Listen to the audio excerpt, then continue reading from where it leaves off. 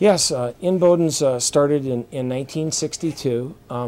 My father had come from a family of 16 brothers and sisters, and he had lied about his age to get into the Navy 11 months before Pearl Harbor. And so he was regular Navy, so he was one of the last to get mustered out, and a lot of jobs were taken up at that time. So he had gotten a lot of different jobs. He had done carpentry work, he had sold brushes door to door, vacuum cleaners, anything, and he found a part-time job cutting meat, and he always had interest in that. And so in 1962, him and my mom started the business. It was one store with one single door in the front, and we kept the door. And they had $22 in cash, and they started the company with $22.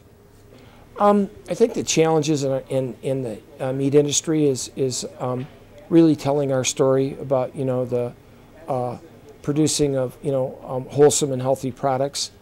I don't think that many times we tell our story well. I think that as with any group, any industry, there's always some bad players. Those people seem to get the media attention. But really, you know, the meat industry isn't like that. We're only portrayed as being bad players, but the reality of it is, when you're in it, is that there's a tremendous amount of really good, honest, hardworking people trying to provide nutritious and wholesome products for their customers. Just we can get 300 pounds in there.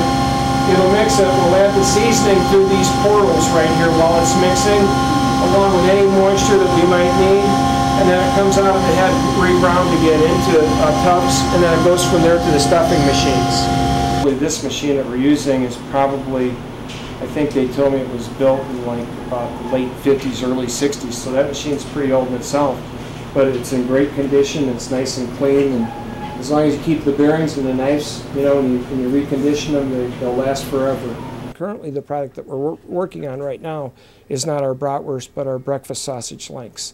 And there's a lot of functionality to oats, but basically we're looking at putting oatmeal in a meat product to, one, increase a different type of nutritional profile, and two, to reduce the cost of the product so that we can make a product that would be a little bit more economical but yet functional in a couple of different ways nutritionally. But this is an industry that you can continue to constantly learn, and there's so many products that you can make.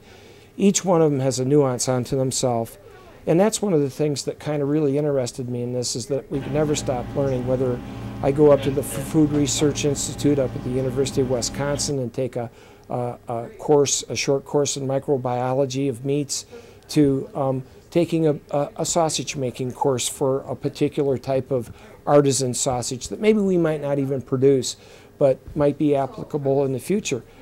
When you talk about my currywurst, we had done that several years ago at the University of Reno. We did a artisan California style seminar with, you know, some different things added to it to kind of have that kind of West Coast vent. And of course, sometimes those things start at the West Coast or East Coast and meet in here in the heartland. And so, you know, nothing, you know, tremendously new, but, you know, we're always looking for different ways to ply our trade.